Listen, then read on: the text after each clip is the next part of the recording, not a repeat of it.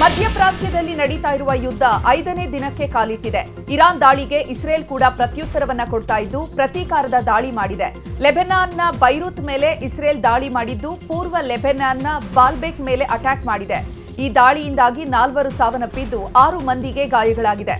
ಇನ್ನು ಕಟ್ಟಡದ ಅವಶೇಷಗಳಡಿ ಸಿಲುಕಿರುವವರ ರಕ್ಷಣಾ ಕಾರ್ಯ ಮಾಡಲಾಗ್ತಾ ಇದೆ.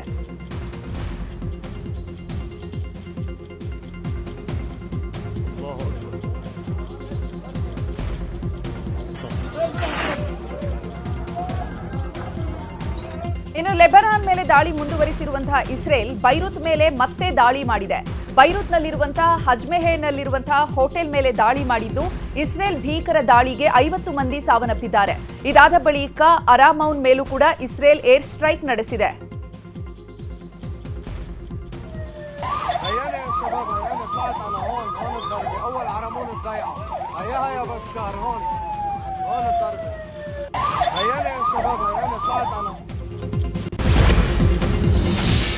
ಇಸ್ರೇಲ್ ಅಮೆರಿಕ ವಿರುದ್ಧ ಇರಾನ್ ಕೊತ್ತನೆ ಕುದಿತಾ ಇದೆ. ಖಮೇನಿ ಹತ್ಯೆ ಬಳಿಕ ರೊಚ್ಚಿಗೆದ್ದಿರುವ ಇರಾನ್ ಬಾಗ್ದಾದ್ ಏರ್ಪೋರ್ಟ್ ಬಳಿ ಇರುವ ಅಮೆರಿಕ ರಾಯಭಾರ ಕಚೇರಿ ಮೇಲೆ ದಾಳಿ ಮಾಡಿದೆ.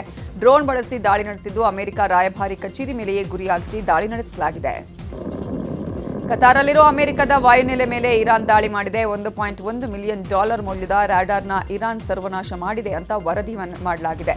ಸರ್ವನಾಶ ಆಗಿರೋದು ಸ್ಯಾಟಲೈಟ್ ಅಲ್ಲಿ ಸೆರೆಯಾಗಿದೆ. ಇಸ್ರೇಲ್ ದಾಳಿಗೆ ಇರಾನ್ ಕೂಡ ಪ್ರತೀಕಾರದ ದಾಳಿ ಮುಂದುವರೆಸಿದೆ. ದಕ್ಷಿಣ ಇಸ್ರೇಲ್ ಮೇಲೆ ಇರಾನ್ ಕ್ಷಿಪಣಿ ದಾಳಿ ಮಾಡಿದೆ. ಇನ್ನು ಇರಾನ್ ದಾಳಿ ಆಗ್ತಾ ಇದ್ದಂತೆ ದಕ್ಷಿಣ ಇಸ್ರೇಲ್ನಾದ್ಯಂತ ಸೈರನ್ ಮೊಳಗಿದ್ದು ಜನರಿಗೆ ಎಚ್ಚರಿಕೆಯಿಂದ ಇರುವಂತೆ ಸೂಚನೆ ನೀಡಲಾಗಿದೆ. ಇನ್ನು ಇರಾನ್ ಕ್ಷಿಪಣಿಗಳನ್ನ ಇಸ್ರೇಲ್ ಪಡೆ ತಡೆದು ಪ್ರತಿ ದಾಳಿ ಮಾಡ್ತಾ ಇದೆ. ಇರಾನ್ನ ಸರ್ವೋಚ್ಚ ನಾಯಕನಾಗಿ ಆಯತೊಲ್ಲಾ ಅಲಿ ಮೊಜತಾಬರನ್ನ ಆಯ್ಕೆ ಮಾಡಲಾಗಿದೆ. ಅಲಿ ಖಮ್ನೇನಿಯ ಪುತ್ರನಾದ ಮೊಜತಾಬ್ರನ್ನ ಇರಾನ್ ಅಧ್ಯಕ್ಷರನ್ನಾಗಿ ಆಯ್ಕೆ ಮಾಡಲಾಗಿದೆ. ಇಸ್ರೇಲ್ ಅಮೆರಿಕ ಜಂಟಿ ದಾಳಿಗೆ ಬಲಿಯಾದ ಸರ್ವೋಚ್ಚ ನಾಯಕ ಖಮೇನಿ ಹತ್ಯೆಯಾದ ಬಳಿಕ ಅವರ ಪುತ್ರರನ್ನೇ ಆಯ್ಕೆ ಮಾಡಿದ್ದು ಇರಾನ್ ಅಧ್ಯಕ್ಷರನ್ನಾಗಿ ಆಯ್ಕೆ ಮಾಡಲಾಗಿದೆ. ಇನ್ನು ಅಮೆರಿಕ ಇಸ್ರೇಲ್ ಜಂಟಿ ದಾಳಿಗೆ ಬಲಿಯಾದ ಇರಾನ್ ಸರ್ವೋಚ್ಚ ನಾಯಕ ಆಯತೊಲ್ಲಾ ಅಲಿ ಖಮೇನಿ ಅಂತ್ಯಕ್ರಿಯೆಯನ್ನು ನೆರವೇರಿಸಲಾಗಿದೆ. ಲಕ್ಷಾಂತರ ಮಂದಿ ಅಂತ್ಯಕ್ರಿಯೆಯಲ್ಲಿ ಭಾಗಿಯಾಗಿದ್ದು ಧಾರ್ಮಿಕವಾಗಿ ಅಂತ್ಯ ಸಂಸ್ಕಾರ ನೆರವೇರಿಸಲಾಗಿದೆ. ಇನ್ನು ಸೌದಿ ಅರೇಬಿಯಾದಲ್ಲಿ ಅನೇಕ ಭಾರತೀಯರು ಸಿಲುಕಿದ್ದಾರೆ. ನಿನ್ನೆ ಜೆದ್ದಾದಲ್ಲಿ ಸಿಲುಕಿದಂತಹ 200 ಭಾರತೀಯರನ್ನ ಸುರಕ್ಷಿತವಾಗಿ ಭಾರತಕ್ಕೆ ಕರೆತರಲಾಯಿತು. 200 ಜನರನ್ನ ಹೊತ್ತಿದಂತಹ ವಿಮಾನ ನಿನ್ನೆ ಅಹಮದಾಬಾದ್ಗೆ ಬಂದಿಳಿದಿದೆ. ಭಾರತದ ಪ್ರಜೆಗಳ ರಕ್ಷಣೆಗೆ ಸರ್ಕಾರ ಬದ್ಧ ಅಂತ ಹೇಳಿದೆ.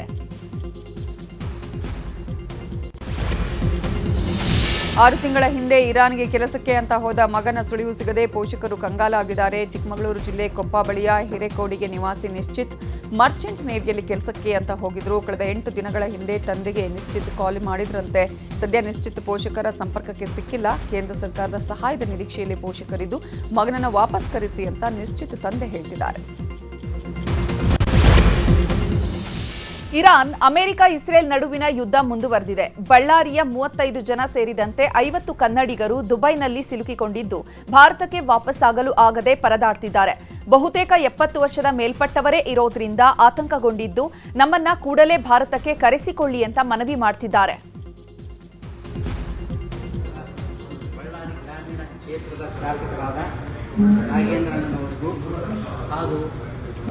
ನಾವು 24ನೇ ತಾರೀಕು ದುಬೈಗೆ ಬಂದು ಎಲ್ಲಿ ಸಿಕ್ಕೊಂಡಿದ್ದೆ ಎಲ್ಲ ಫ್ಯಾಕ್ಟರಿಗಳನ್ನು ನೋಡಿಕೊಂಡು ಸಂತೋಷಪಟ್ಟು ಇರುವಾಗ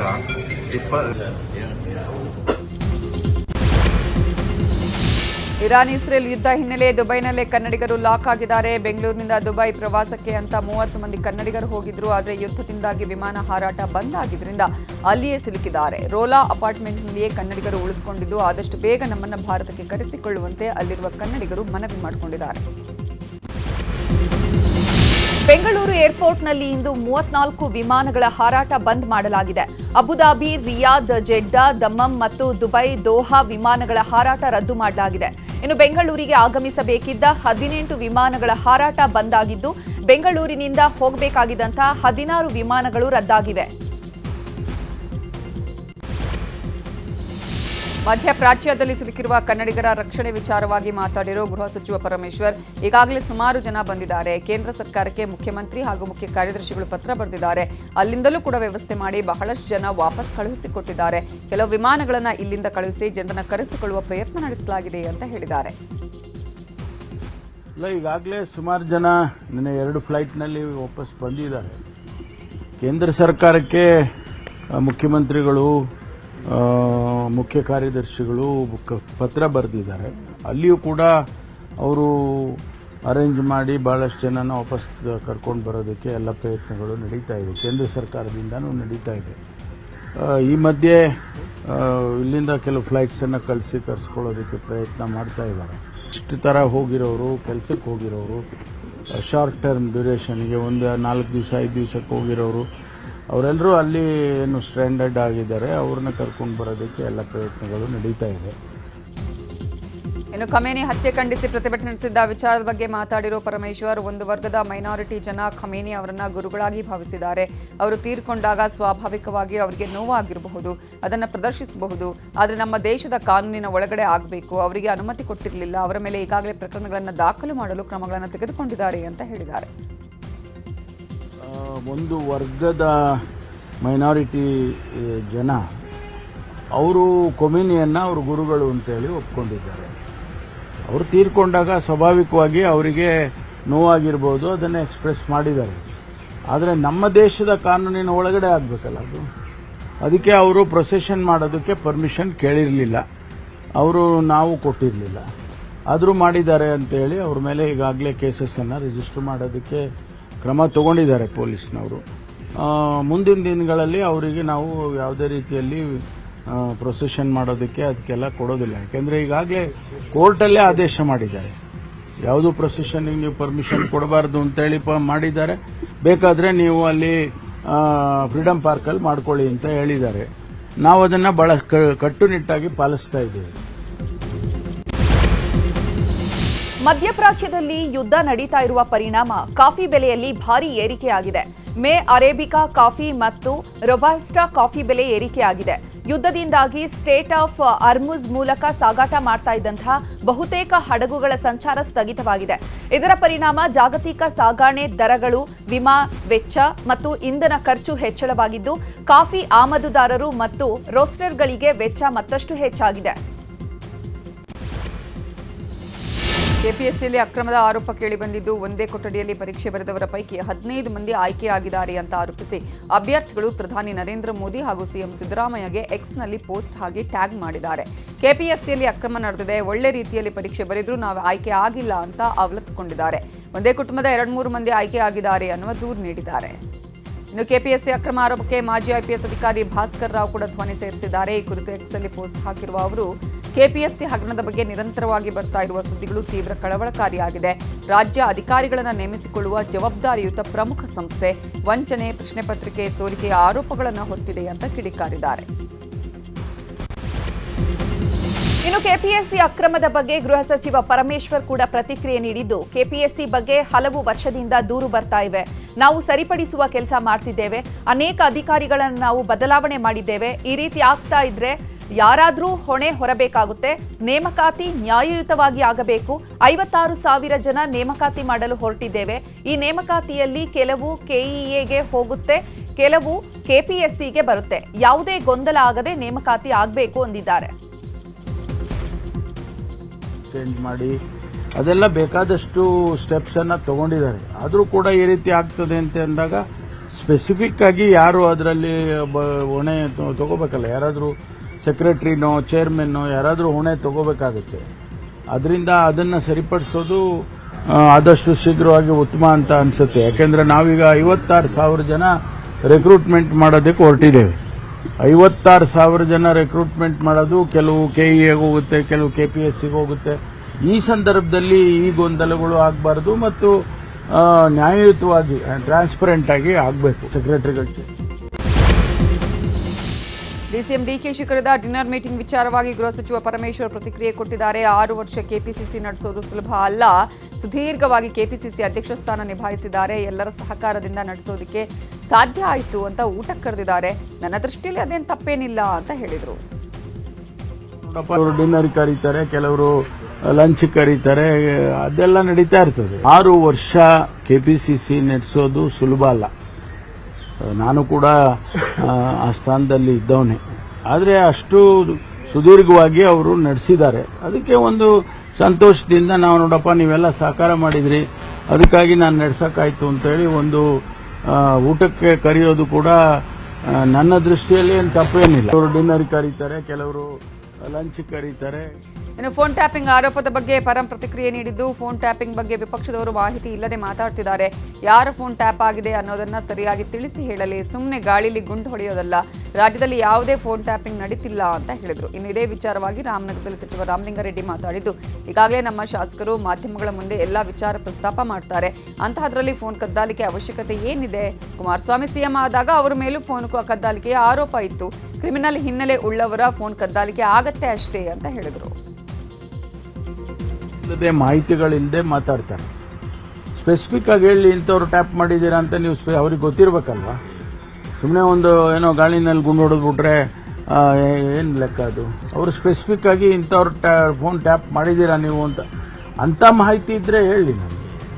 ಸುಮ್ಮನೆ ಒಂದು ಪಾಸಿಂಗ್ ರೆಫರೆನ್ಸ್ ಥರ ಹೇಳಿದ್ರೆ ಪ್ರಯೋಜನ ಇಲ್ಲ. ಯಾವ ಫೋನ್ ಟ್ಯಾಪಿಂಗು ಕೂಡ ನಡೀತಾ ಇಲ್ಲ ಅಂತ ಹೇಳಿ ಈಗಾಗಲೇ ಮುಖ್ಯಮಂತ್ರಿಗಳು ಹೇಳಿದ್ದಾರೆ, ನಾನು ಹೇಳಿದ್ದೆ. ನಮ್ಮವರೆಲ್ಲ ನೀವು ಬಂದು ಮೈಕ್ ಹಿಡಿದ ತಕ್ಷಣ ನಮ್ಮವರೇ ಎಲ್ಲ ಹೇಳ್ತಾ ಇರ್ತಾರೆ, ಏನಕ್ಕೆ ಬೇಕು ಫೋನ್ ಟ್ಯಾಪಿಂಗು? ಅವಶ್ಯಕತೆನೇ ಇಲ್ಲ ಫೋನ್ ಟ್ಯಾಪಿಂಗು. ಇನ್ನು ಕುಮಾರಸ್ವಾಮಿ ಅವರು CM ಆಗಿದ್ದಾಗ ಇವ್ರದ್ದು ಸ್ವಾಮೀಜಿಗಳದ್ದು ಫೋನ್ ಟ್ಯಾಪಿಂಗ್ ಆಯಿತು ಅಂತ ಅವಾಗ ಅವ್ರ ಮೇಲೂ ಅಲಿಗೇಷನ್ ಇತ್ತು. ಅದರ ಹಿಂದೆ BJP ಸರ್ಕಾರ ಇದ್ದಾಗ ಅವರು ಕೂಡ ಫೋನ್ ಟ್ಯಾಪಿಂಗ್ ಮಾಡ್ತಾರೆ ಅಂತೇಳಿ ಅವ್ರ ಮೇಲೂ ಅಲಿಗೇಷನ್ ಇತ್ತು. ಕೇಂದ್ರ ಸರ್ಕಾರ ಈಗಲೂ ಕೂಡ ಮಾಡ್ತಾ ಇದೆ ಅಂತೇಳಿ ಅವ್ರ ಮೇಲೆ ಕೂಡ ಅಲಿಗೇಷನ್ ಇದೆ. ಒಳ ಮೀಸಲಾತಿ ಜಟಾಪಟಿ ಎಐಸಿಸಿ ಅಧ್ಯಕ್ಷರ ಅಂಗಳಕ್ಕೆ ತಲುಪಿದೆ. ಇವತ್ತು ಸದಾಶಿವನಗರದಲ್ಲಿರುವಂತಹ ಮಲ್ಲಿಕಾರ್ಜುನ ಖರ್ಗೆ ನಿವಾಸಕ್ಕೆ ಬಲಗೈ ನಾಯಕರು ಭೇಟಿ ನೀಡಿ ಒಳ ಮೀಸಲಾತಿ ಕುರಿತಾಗಿ ಸುದೀರ್ಘ ಚರ್ಚೆ ನಡೆಸಿದ್ದಾರೆ. Doctor G Parameshwar, doctor HC Mahadevappa Kharge ಜೊತೆ ಮಾತುಕತೆ ನಡೆಸಿದ್ದು, ನಾಳೆ ಕ್ಯಾಬಿನೆಟ್ನಲ್ಲಿ ಎಡಗೈ ಸಮುದಾಯಕ್ಕೆ ಮೀಸಲಾತಿ ಹೆಚ್ಚಾದ್ರೆ ತಮಗೆ ಹಿನ್ನಡೆಯಾಗುತ್ತದೆ, ಹೀಗಾಗಿ ಸಮಾನ ಹಂಚಿಕೆಗೆ ಬಲಗೈ ನಾಯಕರು ಪಟ್ಟು ಹಿಡಿದಿದ್ದು, ಇದೇ ವಿಚಾರವಾಗಿ ಖರ್ಗೆ ಜೊತೆ ಚರ್ಚೆ ನಡೆಸಿದ್ದಾರೆ. ಇನ್ನು ಭೇಟಿ ಬಳಿಕ ಮಾತನಾಡಿದ ಪರಮೇಶ್ವರ್, ಎಐಸಿಸಿ ಅಧ್ಯಕ್ಷರು ಎಲ್ಲರೂ ಕೂಡ ಭೇಟಿಯಾಗಬಹುದು, ಖರ್ಗೆ ಜೊತೆ ನಾವು ಯಾವ ಒಳ ಮೀಸಲಾತಿ ಕುರಿತು ಚರ್ಚೆ ಮಾಡಿಲ್ಲ ಅಂದಿದ್ದಾರೆ.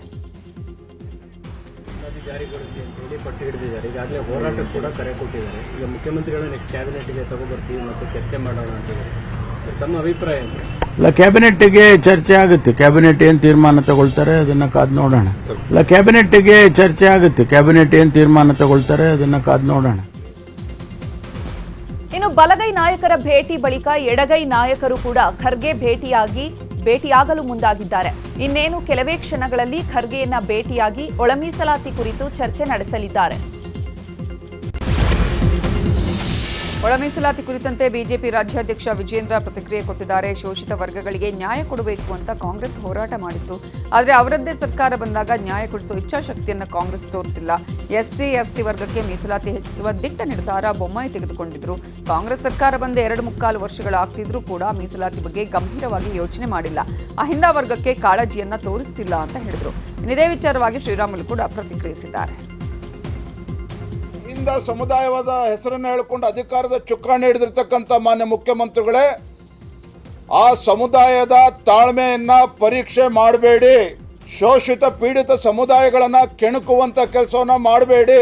ಒಳ ಮೀಸಲಾತಿಯನ್ನ ಜಾರಿಗೆ ತರದೇನೆ ನೀವು ಖಾಲಿ ಹುದ್ದೆಗಳನ್ನ ಭರ್ತಿ ಮಾಡುವಂತ ಕೆಲಸ ಮಾಡಿದ್ರೆ ರಾಜ್ಯದಲ್ಲಿ ಮುಂದೆ ಆಗ್ತಕ್ಕಂಥ ಘಟನೆಗಳಿಗೆ ತಾವೇ ಹೊಣೆಗಾರಿಕೆಯನ್ನು ಹೊರಬೇಕಾಗ್ತದೆ. ಹಾಗಾಗಿ ನಾನು ವಿನಮ್ರವಾಗೂ ಕೂಡ ಹೇಳ್ತಾ ಇದ್ದೇನೆ, ಎಚ್ಚರಿಕೆಯನ್ನು ಕೂಡ ಕೊಡ್ತಾ ಇದ್ದೇನೆ. ಇದೆಲ್ಲವನ್ನು ಕೂಡ ಪರಿಗಣಿಸಿ ಸರಿಯಾದಂತ ನಿರ್ಧಾರವನ್ನ ಮಾನ್ಯ ಮುಖ್ಯಮಂತ್ರಿಗಳು ಮಾಡಬೇಕು. ಯಾವ ಅಹಿಂದ ಸಮುದಾಯವಾದ ಹೆಸರನ್ನು ಹೇಳಿಕೊಂಡು ಅಧಿಕಾರದ ಚುಕ್ಕಾಣಿ ಹಿಡಿದಿರ್ತಕ್ಕಂಥ ಮಾನ್ಯ ಮುಖ್ಯಮಂತ್ರಿಗಳೇ, ಕಾಂಗ್ರೆಸ್ ಸರ್ಕಾರ ಇವತ್ತು ಹಿಂದುಳಿದಂತಹ ಜಾತಿಗಳಿಗೆ SC STಗಳಿಗೆ ಮಾಡ್ತಾ ಇರುವಂತಹ ಮಹಾ ದ್ರೋಹ ಇದು. ಬಾಬಾ ಸಾಹೇಬ್ ಅಂಬೇಡ್ಕರ್ ಅವರಿಗೆ ಮಾಡ್ತಾ ಇರುವಂತಹ ಮಹಾ ಅಪಮಾನ ಇದು. ಈ ರೀತಿ ಮಾಡಿ ಕುಂತಿದ್ದೀರಲ್ಲ ಇವತ್ತು, ಇದ್ರ ಯಾವ ರೀತಿಯಲ್ಲಿ ಸರಿಪಡಿಸಂತ ಕೆಲಸ ಮಾಡ್ತೀರಿ? ಅದಕ್ಕೋಸ್ಕರವಾಗಿ ನಾವು ಇವತ್ತು ಭಾರತೀಯ ಜನತಾ ಪಾರ್ಟಿಯಿಂದ ಏನು ಈ ಒಳ ಮೀಸಲಾತಿ ಜಾರಿಗೆ ಬರಬೇಕಾಗಿತ್ತು ಅನ್ನೋ ಹೋರಾಟವನ್ನು ಮಾಡ್ತಾ ಇದ್ದಾರೆ ಬಹಳಷ್ಟು ಮಂದಿ ಬೀದಿ ಇಳಿದು. ಇವತ್ತು ನೀವೇನು ತಪ್ಪಿಸೋಣ ಸಲುವಾಗಿ ಇವತ್ತು ನಮಗೆ ಕೊಟ್ಟಂತ ಬಾಬಾ ಸಾಹೇಬ್ ಅಂಬೇಡ್ಕರ್ ಸಂವಿಧಾನದಲ್ಲಿ ಕೊಟ್ಟಂತ ನಮ್ಗೆ ಏನು ಮೀಸಲಾತಿ ಜನಸಂಖ್ಯೆ ಆಧಾರದ ಮೇಲೆ ಏನು ಕೊಡಬೇಕಾಯ್ತು ಅದರಲ್ಲೇ ಕಸ್ಕೊಂಡು ಕೊಟ್ಬಿಟ್ಟಿದ್ರಲ್ಲ. 50% ಮಾಡ್ಬೇಕಂತ ಹೊಟ್ಟಿರಲ್ಲ. ಇಷ್ಟೊಂದು ಗೊಂದಲದ ಗೂಡು ಮಾಡ್ಕೊಂಡು ಕುಂತಿರಲ್ಲ. ಮುಖ್ಯಮಂತ್ರಿಗಳೇ ತಮ್ಮ ಶೋಭೆ ತರ. ಇನ್ನು ಒಳ ಮೀಸಲಾತಿ ಗೊಂದಲದ ವಿರುದ್ಧ ಬಿಜೆಪಿ ಹೋರಾಟಕ್ಕೆ ಪ್ಲಾನ್ ಮಾಡಿಕೊಂಡಿದೆ. ಈ ಹಿನ್ನೆಲೆ ಮಾಜಿ ಸಿಎಂ ಬಸವರಾಜ ಬೊಮ್ಮಾಯಿಯನ್ನ ಬಿಜೆಪಿ SC/ST ವರ್ಗದ ಮುಖಂಡರು ಭೇಟಿ ಮಾಡಿದ್ದು ಒಳ ಮೀಸಲಾತಿ ಕುರಿತು ಪಕ್ಷದಿಂದ ತೋರುವ ನಡೆಯ ಚರ್ಚೆ ಮಾಡಲಾಗಿದೆ. ಸಭೆಯಲ್ಲಿ ಛಲವಾದಿ ನಾರಾಯಣಸ್ವಾಮಿ, ಕೇಂದ್ರದ ಮಾಜಿ ಸಚಿವ ನಾರಾಯಣಸ್ವಾಮಿ ಭಾಗಿಯಾಗಿದ್ದರು. ಕೆಕೆಆರ್ಡಿಬಿ ಅನುದಾನ ನೀಡುವಲ್ಲಿ ರಾಜ್ಯ ಸರ್ಕಾರ ತಾರತಮ್ಯ ತೋರುತ್ತಿದೆ ಅಂತ ಬಿಜೆಪಿ ಶಾಸಕರು ಆರೋಪಿಸಿದ್ದಾರೆ.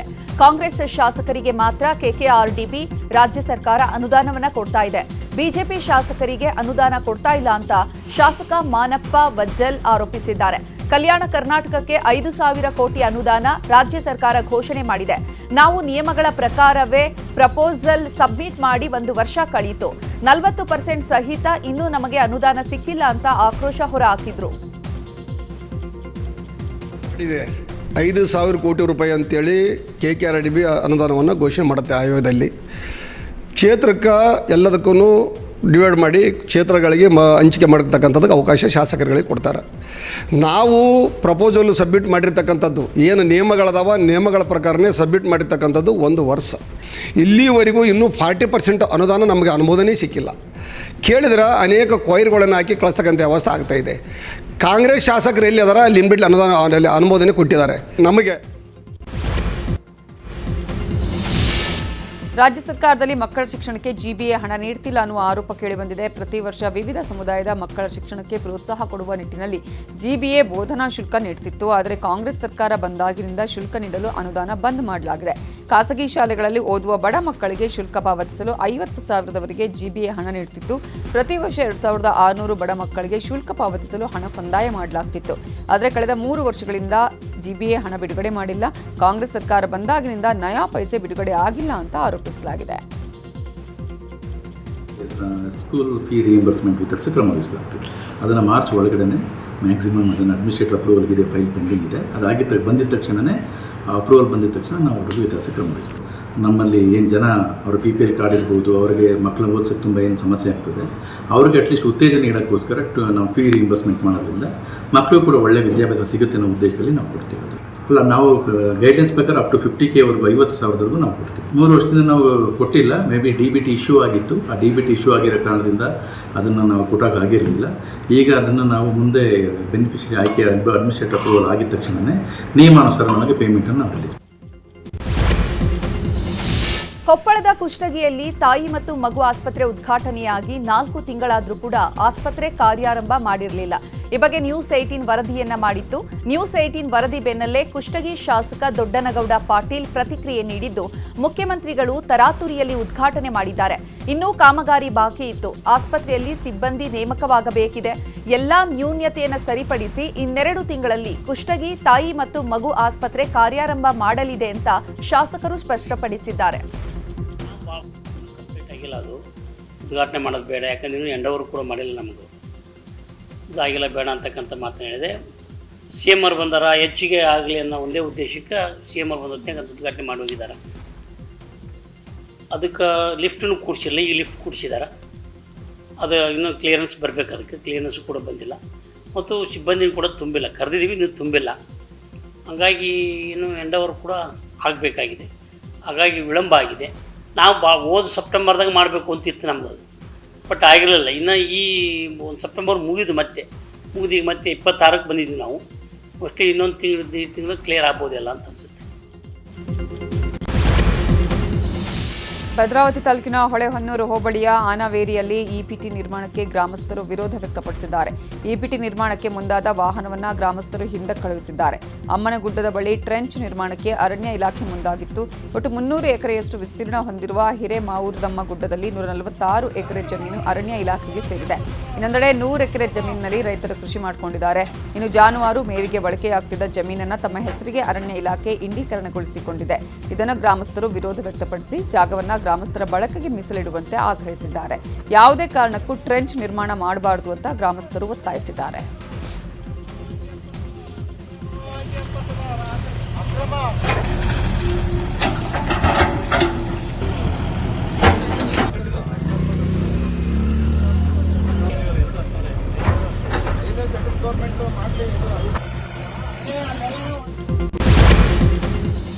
ಕಾರಿನಲ್ಲಿದ್ದ ಬರೋಬ್ಬರಿ 24 ಕೆಜಿ ಬೆಳ್ಳಿಯನ್ನ ಕದ್ದು ಪರಾರಿಯಾಗಿರುವಂತಹ ಘಟನೆ ಹುಬ್ಬಳ್ಳಿಯ ಲ್ಯಾಮಿಂಗ್ಟನ್ ರಸ್ತೆಯಲ್ಲಿ ನಡೆದಿದೆ. 59 ಲಕ್ಷ ರೂಪಾಯಿ ಮೌಲ್ಯದ ಸುಮಾರು 24 ಕೆಜಿ ಕಳ್ಳತನ ಮಾಡಲಾಗಿದ್ದು, ರಾಜಸ್ಥಾನದ ಗ್ಯಾಂಗ್ ಕಳ್ಳತನ ಮಾಡಿರುವ ಶಂಕೆ ಇದೆ. ಕಾರಿನಲ್ಲಿ 2 ಬ್ಯಾಗ್ನಲ್ಲಿ ಕಾಲುಗೆಜ್ಜೆ ಮತ್ತು ಕತ್ತಿನ ಚೈನ್, ಬ್ರಾಸ್ಲೈಟ್, ಕೈ ಕಡಗ, ಕಾಲ್ ಕಡಗವನ್ನ ಇಡಲಾಗಿತ್ತು. ಕಳ್ಳರು 2 ಬ್ಯಾಗ್ಗಳನ್ನು ಕದ್ದು ಪರಾರಿಯಾಗಿದ್ದಾರೆ. ಬೆಂಗಳೂರು ಮೂಲದ ವ್ಯಾಪಾರಿ ಆಶೀಶ್ ಕುಮಾರ್ ಅವರಿಗೆ ಸೇರಿದಂತಹ ಬೆಳ್ಳಿಯನ್ನ ವ್ಯಾಪಾರ ಮಾಡಿಕೊಂಡು ಬರುವಂತೆ ತಮ್ಮ ಅಂಗಡಿಯಲ್ಲೇ ಕೆಲಸ ಮಾಡ್ತಾ ಇದ್ದ ಅಮಿತಾ ಪುರೋಹಿತ ಮತ್ತು ಯೋಗೀಶ್ ಸಿಂಗ್ಗೆ ನೀಡಲಾಗಿತ್ತು. ಆದರೆ ರಸ್ತೆ ಬದಿ ಕಾರು ನಿಲ್ಲಿಸಿ ಚಿನ್ನದ ಅಂಗಡಿಗೆ ಹೋಗಿ ಬರುವಷ್ಟರಲ್ಲಿ ಕಳವು ಮಾಡಲಾಗಿದೆ. ಹಾಸನ ಜಿಲ್ಲೆ ಸಕಲೇಶಪುರದಲ್ಲಿ ವಾಣಿಜ್ಯ ಸಂಕೀರ್ಣ ಕಟ್ಟಡ ಕಟ್ಟಿ 15 ವರ್ಷವಾದರೂ ಇನ್ನೂ ಉದ್ಘಾಟನಾ ಭಾಗ್ಯ ಸಿಕ್ಕಿಲ್ಲ. 18 ಮಳಿಗೆ ಇರೋ ವಾಣಿಜ್ಯ ಸಂಕೀರ್ಣದ ಉದ್ಘಾಟನೆಗೆ ಸಮಯ ಮಾತ್ರ ಕೂಡಿ ಬಂದಿಲ್ಲ. ವಾಣಿಜ್ಯ ಸಂಕೀರ್ಣಕ್ಕೆ ವಿದ್ಯುತ್ ಸಂಪರ್ಕ, ನೀರಿನ ವ್ಯವಸ್ಥೆಯೂ ಇಲ್ಲ. ಇನ್ನು ಸಿಮೆಂಟ್ ಪ್ಲಾಸ್ಟರಿಂಗ್ ಬಾಕಿ ಇದೆ. ಈ ವಾಣಿಜ್ಯ ಸಂಕೀರ್ಣ ಉದ್ಘಾಟನೆ ಯಾವಾಗ ಅಂತ ಸ್ಥಳೀಯರು ಪ್ರಶ್ನಿಸುತ್ತಿದ್ದಾರೆ. ಸಕಲೇಶಪುರದಲ್ಲಿ ಸಕಲೇಶಪುರದ ಹೃದಯ ಭಾಗದಲ್ಲಿ ಸುಮಾರು ಒಂದು 10 ರಿಂದ 15 ವರ್ಷಗಳಿಂದ ಒಂದು ಕಾಂಪ್ಲೆಕ್ಸ್ ಆಗಿದೆ. ಅದು ಪುರಸಭೆ ವತಿಯಿಂದ ಕಾಂಪ್ಲೆಕ್ಸ್ ಆಗಿರುತ್ತೆ. ಆದರೆ ಉದ್ಘಾಟನೆ ಸಹ ಇದುವರೆಗೂ ಆಗಿರಲ್ಲ. ಅದನ್ನು ನಾವು ಸಾಕಷ್ಟು ಬಾರಿ ಪ್ರಶ್ನೆ ಮಾಡಿದ್ದೀವಿ, ಪುರಸಭೆ ಮುಖ್ಯಾಧಿಕಾರಿಗಳಿಗೆ ಮಾಡಿದ್ದೀವಿ, ಅದಾದ್ಮೇಲೆ ಪುರಸಭೆ ಅಧ್ಯಕ್ಷರು ಹಿಂದೆ ಅವ್ರ ಹತ್ರ ಸಹ ಕೇಳಿದ್ದೀವಿ. ಯಾರ ಹತ್ರ ಕೇಳಿದ್ರು ಸಹ ಅದು ಪ್ರತಿ ವರ್ಷ ಬಿಲ್ ಆಗುತ್ತೆ ಹೊರತು ಉದ್ಘಾಟನೆ ಆಗ್ತಾ ಇಲ್ಲ. ಹಾಗೆ ವಾಣಿಜ್ಯ ಸಂಕೀರ್ಣ ಕಟ್ಟಡ ಇದೆಯಲ್ಲ, ಅದು ಸುಮಾರು 15 ವರ್ಷದಿಂದ ನೆಲಗುಂದಿಗೆ ಬಿದ್ದಿದೆ. ಇದೀಗ ಸರ್ಕಾರದಲ್ಲಿ ಕೋಟಿಗಟ್ಟಲೆ ಹಣ ಖರ್ಚು ಮಾಡಿದ್ರು, ಇದುವರೆಗೆ ಯಾಕೆ ಅದನ್ನ ಇನಾಗ್ರೇಷನ್ ಮಾಡೋಕ್ಕಾಗಿಲ್ಲ? ಮೊದಲಿದ್ದ MLA ಆಗಿರ್ಬೋದು, ಈ ಪ್ರೆಸೆಂಟ್ ಬಂದಿರೋ MLA ಸಹ ಅದ್ರ ಮೇಲೆ ಮುತುವರ್ಜಿ ವಹಿಸಿ ಮಾಡಬೇಕಿತ್ತು. ಕುಷ್ಟಗಿಯ ತಾಯಿ ಮಕ್ಕಳ ಆಸ್ಪತ್ರೆ ಉದ್ಘಾಟನೆಯಾಗಿ 4 ತಿಂಗಳಾಗಿದೆ. ಆದರೂ ಆಸ್ಪತ್ರೆಯಲ್ಲಿ ಸೌಲಭ್ಯಗಳು ಮಾತ್ರ ಶುರುವಾಗಿಲ್ಲ. ಅಪೂರ್ಣಗೊಂಡಿದ್ದ ಕಟ್ಟಡ ತರಾತುರಿಯಲ್ಲಿ ಉದ್ಘಾಟನೆ ಮಾಡಲಾಗಿತ್ತು. ಆದರೆ 100 ಹಾಸಿಗೆಗಳ ಆಸ್ಪತ್ರೆ ಕಾಮಗಾರಿ ಇನ್ನೂ ಬಾಕಿ ಇದೆ. ಹೊಸ ಆಸ್ಪತ್ರೆ ಕಟ್ಟಡದ ಬಾಕಿ ಕೆಲಸ ಮುಗಿಸಬೇಕು. ಕೂಡಲೇ 80 ಸಿಬ್ಬಂದಿಯ ನೇಮಕ ಮಾಡಿ ಕಾರ್ಯಾಚರಣೆ ಆರಂಭಿಸಿ ಅಂತ ಸ್ಥಳೀಯರು ಒತ್ತಾಯಿಸಿದ್ದಾರೆ. ತಹಸೀಲ್ ಆಫೀಸ್ ಹಿಂದ್ಗಡೆ ಚಲೋ ಆಗೈತಿ, ಉದ್ಘಾಟನೆ ಆಗೈತೆ. ಇನ್ನವರಿಗೆ ಆದ್ರೆ ಅಲ್ಲೇ ಪೇಷಂಟ್ ಬರೋಕ್ಕೆ ತಯಾರಿಲ್ಲ. ಯಾಕೆ ತಯಾರಿಲ್ಲಪ್ಪ ಅಂದ್ರೆ ಅಲ್ಲೇ ಸೌಕರ್ಯ ಇಲ್ಲ ಇನ್ನು ಸರಿಯಾಗಿ. ಏನಪ್ಪ ಈಗ ಅದಕ್ಕೆ ಎಲ್ಲ ಗೌರ್ಮೆಂಟ್ಲಿದ್ದ ಡಾಕ್ಟರ್ಸ್ ಬೇಕಿನ್ನು, ನಮ್ಗೆ ಹೆಚ್ಚುವರಿಯಾಗಿ ಡಾಕ್ಟರ್ ಬೇಕು ಮತ್ತು ಸಿಸ್ಟರ್ಸ್ ಬೇಕು. ಅದಕ್ಕೆ ಅಂದ್ರಿಂದ ಜನ ಅಲ್ಲಿಗೆ ಬರ್ತಾರೆ. ಎಲ್ಲಿದ್ದ ಬರ್ತಾರಪ್ಪ ಅಂದ್ರೆ ಇಲ್ಲಿ ಇಲ್ಕಲ್ ಈ ಸದ್ಯಕ್ಕೆ ನಮ್ಮ ಇಲ್ಲಿ ಹಳೆ ಹಾಸ್ಪಿಟ್ಲಿಗೆ ಬರ್ತಕ್ಕಂಥ ಜನ ಗಜೇಂದ್ರಗಲ್ಲಿದ್ದು ಬರ್ತಾರೆ. ಯಲಬುರ್ಗ ತಾಲೂಕು ಇಲ್ಕಲ್ ಹುನಗುಂದ್ಲಿದ್ದ ಇಲ್ಲಿ ತೋರ್ಸೋಣಕ್ಕೆ ಬರ್ತಾರೆ. ಇದು ನಮ್ಮ ಕುಷ್ಟಗಿ ಅಂದ್ರೆ ಹೆರಿಗೆಗೆ ಮುಖ್ಯವಾಗಿ ಬೇಕಾಗಿರೋದು ಹೆರಿಗೆ ಹಾಸ್ಪಿಟ್ಲೆ, ಅದು ಒಂದು ಬೇಕು. ಅದು ಅತಿ ಶೀಘ್ರವಾಗಿ ಅಂದರೆ ಚಿಕ್ಕ ಮಕ್ಕಳ ಹಾಸ್ಪಿಟ್ಲ್, ಅದ್ರ ಜೊತೆಗೆ ಮತ್ತು ಡಾಕ್ಟರ್ಸ್ ಬೇಕು. ರಾಜ್ಯಾದ್ಯಂತ ಹೋಳಿ ಹಬ್ಬವನ್ನು ಭರ್ಜರಿಯಾಗಿ ಆಚರಣೆ ಮಾಡಲಾಗ್ತಿದೆ. ದಾವಣಗೆರೆಯ ರಾಮ್ ಆ್ಯಂಡ್ ಕೋ ಸರ್ಕಲ್ನಲ್ಲಿ ಯುವತಿಯರು ಮಕ್ಕಳು ಹೋಳಿ ಆಚರಣೆ ಮಾಡಿದ್ದಾರೆ. ಪರಸ್ಪರ ಬಣ್ಣ ಹಚ್ಚಿ ಡಿಜೆ ಸೌಂಡ್ಗೆ ಹೆಜ್ಜೆ ಹಾಕ್ತಾ ಕುಣಿದು ಕುಪ್ಪಳಿಸಿದ್ದಾರೆ.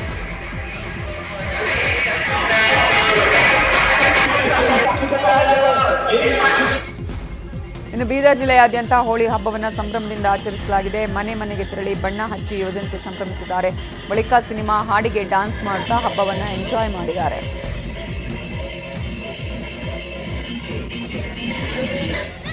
ಕೊಪ್ಪಳದ ಕ್ರೀಡಾಂಗಣದಲ್ಲಿ ಜಿಲ್ಲಾ ಅಥ್ಲೆಟಿಕ್ಸ್ ಅಸೋಸಿಯೇಷನ್ನಿಂದ ಹೋಳಿ ಆಯೋಜಿಸಲಾಗಿದ್ದು, ಮಹಿಳೆಯರು, ಮಕ್ಕಳು, ಯುವಕರು ಹೋಳಿ ಹಬ್ಬದಲ್ಲಿ ಭಾಗಿಯಾಗಿ ಬಣ್ಣ ಹಚ್ಚಿಕೊಂಡು ಸಂಭ್ರಮಿಸಿದ್ದಾರೆ. ಇನ್ನು ಸಂಸದ ರಾಜಶೇಖರ್ ಹಿಟ್ನಾಳ್ ಕೂಡ ಹೋಳಿ ಹಬ್ಬದಲ್ಲಿ ಬಣ್ಣವನ್ನು ಹಚ್ಚಿಕೊಂಡು ಡ್ಯಾನ್ಸ್ ಮಾಡಿದ್ದಾರೆ.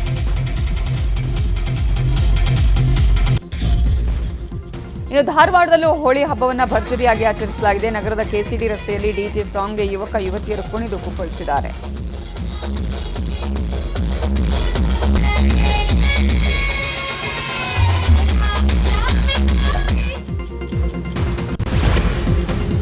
ನಟಿ ರಶ್ಮಿಕಾ ಮಂದಣ್ಣ ಹಾಗೂ ನಟ ವಿಜಯ್ ದೇವರಕೊಂಡ ತಮ್ಮ ಫ್ಯಾನ್ಸ್ಗಳಿಗೆ ಭರ್ಜರಿಯಾಗಿ ಊಟ ಹಾಕಿಸಿದ್ದಾರೆ. ಹೈದರಾಬಾದ್ನಲ್ಲಿ ನಡೆದ ವಿರೋಶ್ ಕಾರ್ಯಕ್ರಮದಲ್ಲಿ ಸುಮಾರು 200 ಅಭಿಮಾನಿಗಳನ್ನ ಕರೆಸಿ ಮದುವೆ ಊಟ ಹಾಕಿಸಿದ್ದಾರೆ. ತಾವೇ ಸ್ವತಃ ಅಭಿಮಾನಿಗಳಿಗೆ ಊಟ ಬಡಿಸಿದ್ದಾರೆ. ಅಭಿಮಾನಿಗಳ ಜೊತೆ ಫೋಟೋ, ವಿಡಿಯೋಗೆ ಪೋಸ್ ಕೊಟ್ಟಿದ್ದಾರೆ. ನಂತರ ಅಭಿಮಾನಿಗಳ ಜೊತೆ ನವ ದಂಪತಿಗಳು ಊಟ ಮಾಡಿದ್ದು ಸೋಷಿಯಲ್ ಮೀಡಿಯಾದಲ್ಲಿ ಸಖತ್ ವೈರಲ್ ಆಗ್ತಿದೆ.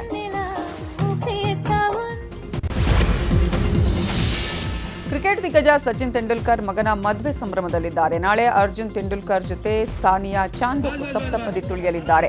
ಮದುವೆಗೂ ಮುಂಚಿನ ಕಾರ್ಯಕ್ರಮಗಳನ್ನು ಅದ್ದೂರಿಯಾಗಿ ನಡೆಸಲಾಗಿದ್ದು, ಮಗನ ಮದುವೆಯ ಮೆಹಂದಿ ಮತ್ತು ಸಂಗೀತ ಸಮಾರಂಭದಲ್ಲಿ ಸಚಿನ್ ಮಿಂಚಿದ್ದಾರೆ.